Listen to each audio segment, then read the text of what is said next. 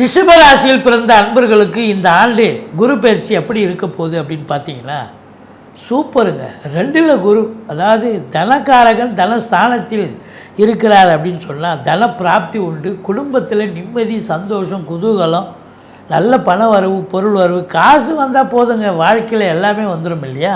So அதனால் உங்களை பொறுத்தவரை எதிரிகள் ஓடி ஒளிவார்கள். கடன் சுமை படிப்படியாக குறையும். கடனே ஆயிடுச்சுன்னா புதுசாக கடன் வாங்கி சுப செலவுக்கு வச்சிங்க. கோர்ட்டு கேஸு வம்பு வழக்கு நின்றால் அதில் நீங்கள் தான் ஜெயிக்க போகிறீங்க.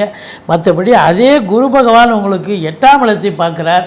எந்த ஒரு அசிங்கம் அவமானம் இல்லாமல் வாழ்க்கை சுமூகமாக செல்லக்கூடிய ஒரு நிலை எல்லாத்தை விட ஒரு முக்கியம். 10ஆம் இடத்தை குரு பார்க்குறது தொழிலில் மேன்மை, உத்தியோக மேன்மை, தொழில் ரீதியாக ஒரு புரட்சி பண்ணி சாதிக்க போகிறீங்க, சம்பாதிக்க போகிறீங்க. உத்தியோகத்தில் இருக்கிறவங்களுக்கு பதவி உயர்வு, ஊதிய உயர்வு, அது அரசாங்கமாகட்டும், தனியார் துறையாகட்டும், இல்லை சொந்த தொழில் பண்ணுறவங்களுக்கும் சிறப்பான ஒரு ஆண்டு சம்பாதிக்க போகிறீங்க.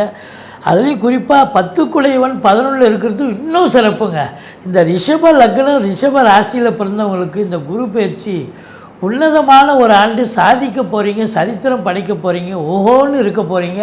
சூப்பருங்க. நன்றி. வாழ்க வளம்.